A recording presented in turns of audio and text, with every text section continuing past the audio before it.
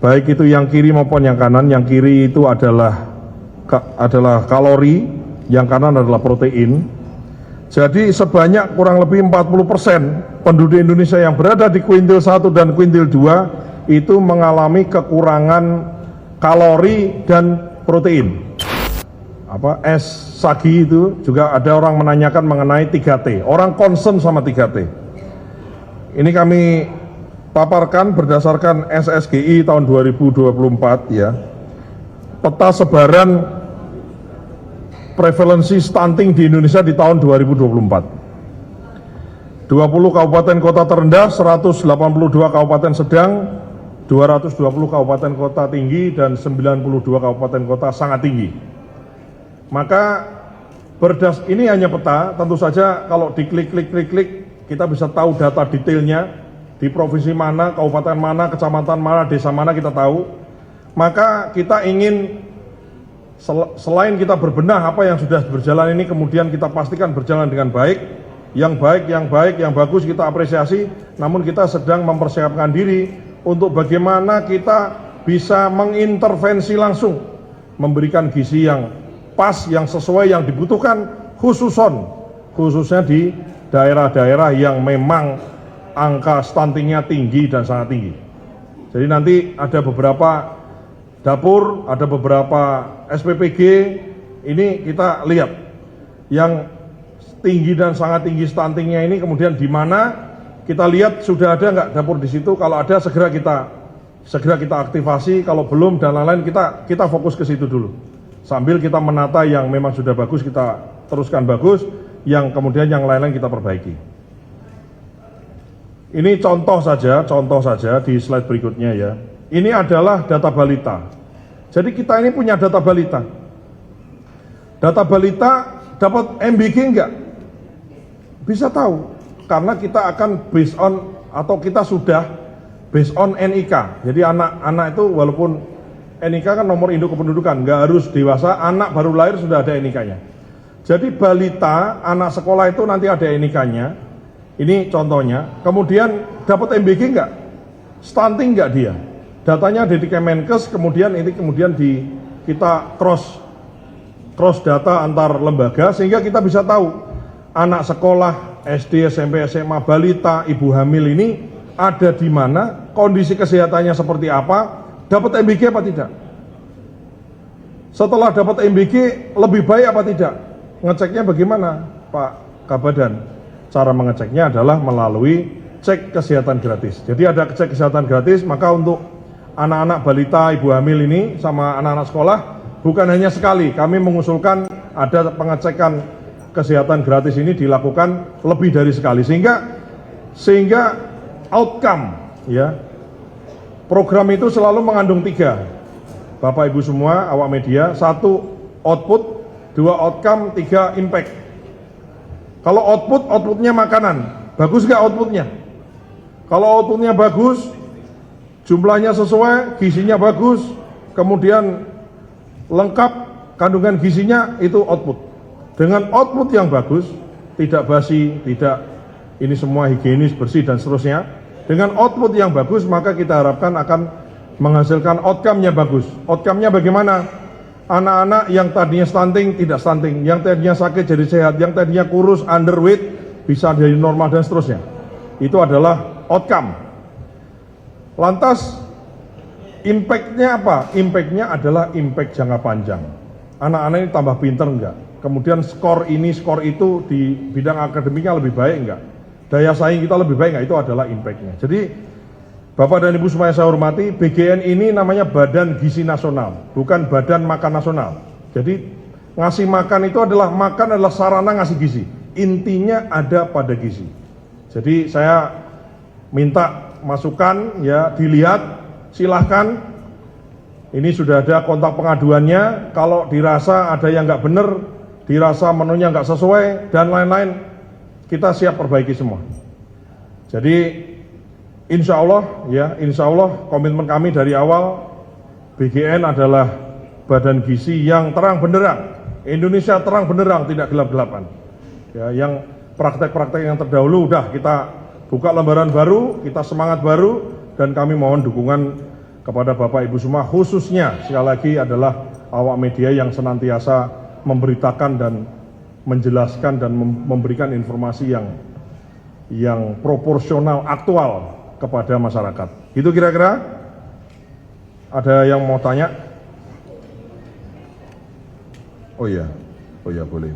Oh iya, saya tambahkan lagi beberapa langkah yang lain adalah Kementerian Kesehatan ya, kami akan berkoordinasi dan tadi sudah, artinya bukan akan berkoordinasi, sudah berkoordinasi untuk mengatur sebelum tanggal 5 kami ingin lebih banyak mendengar masukan dari ahli-ahli gizi dengan melibatkan banyak ahli gizi, dokter-dokter gizi, dokter anak dan lain-lain, maka kami ingin mendapatkan lebih banyak masukan terkait stunting, terkait menu, terkait kandungan gizinya dan seterusnya, termasuk bagaimana metode yang paling tepat di daerah yang sangat stuntingnya sangat tinggi itu harus bagaimana dan seterusnya. Kami sangat ingin mendengar dan ingin melibatkan banyak pihak, khususnya kami tadi sudah berkoordinasi dengan Kementerian Kesehatan untuk kita melakukan satu kajian bersama dengan ahli-ahli gizi yang terbaik di seluruh Indonesia.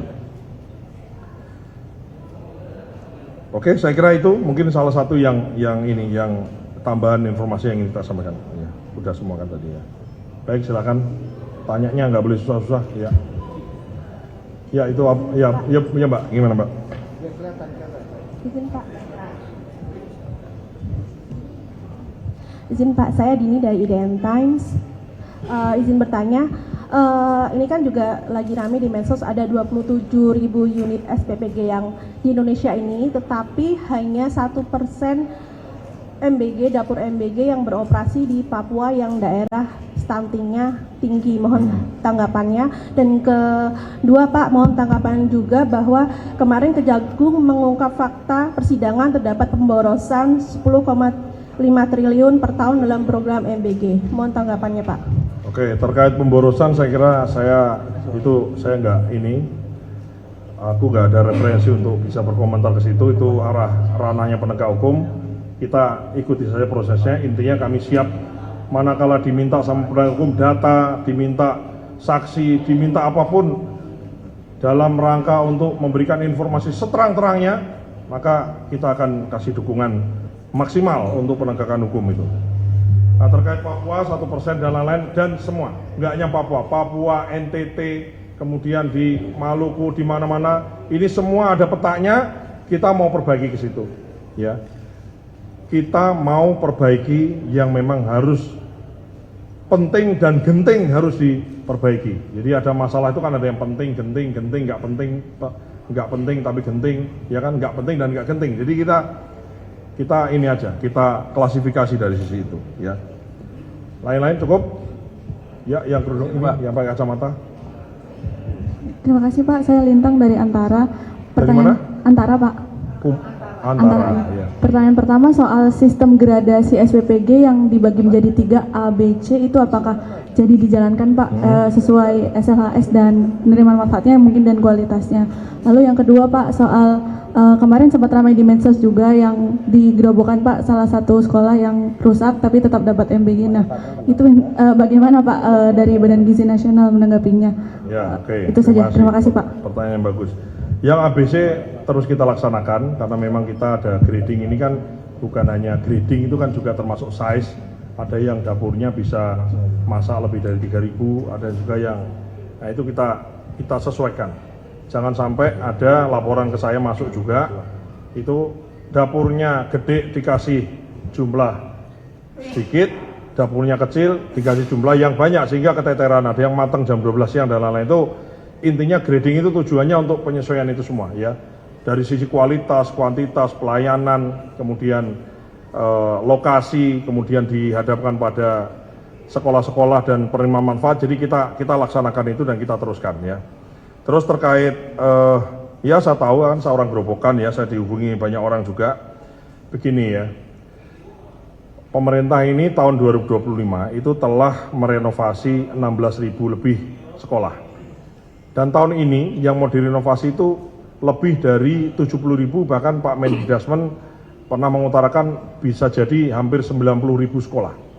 Yang itu langsung dari pemerintah pusat.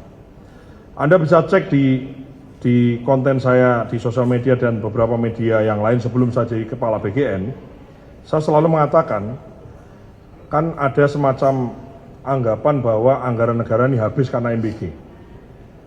Pada kenyataannya ada MBG yang dulu pupuk tidak cukup, sekarang pupuknya cukup. Bahkan harganya didiskon 20%. Dulu tidak ada namanya revitalisasi irigasi, ini ada revitalisasi irigasi karena saya dari Kementerian Pertanian ya, irigasi di revitalisasi. Tahun lalu 12 triliun, tahun ini 14 triliun, tahun depan ada lagi terus-terusnya. Sehingga irigasi beres. Dulu nggak ada MBG, kan sekolah itu rusak bukan setelah ada MBG. Betul nggak? Kita objektif aja. Sekolah itu rusak, memang rusak sebelum ada program MBG. Ini sekarang oleh Presiden diperbaiki. Jadi sebetulnya cukup simpel, kalau ada sekolah rusak yang kau temukan, itu cukup lapor. Ada portalnya di Didasmen, pasti diperbaiki. Ini kan masalahnya kan nggak fair ya. Sudah perbaiki 16.000, sekarang sudah perbaiki 70.000. Begitu ada yang rusak, apalagi sebelahnya dapur MBG-nya mengkilat bersih, warnanya biru, bagus, terus dibanding-bandingkan. Ini sesuatu yang menurut saya adalah tidak fair ya, tidak fair. Tapi nggak apa-apa, ya itu bagian dari dinamika kita berdemokrasi, nggak ada masalah ya. Yang jelas pemerintah dalam hal ini BGN kita fokus pada tugas kita sebagai badan gizi, memastikan dapurnya bersih, higienis, aman, makanannya sesuai, bagus, bergizi, dan syukur-syukur harus enak, ya kemudian juga sesuai kandungan gizinya, dan disukai anak-anak habis makan, kemudian nanti impact dan juga outcome-nya anak-anak itu kemudian jadi bagus, terbebas dari stunting, kemudian pertumbuhan bayi dan lain-lain. Untuk terkait sekolah yang rusak di Gerobokan, saya kira Mbak bisa cek, sudah di follow up. Jadi sebetulnya sebelum saya jadi kepala BGN, saya sering berkampanye ini. Sekolah rusak ini udah tinggal lapor, itu ada portalnya, itu diberesi.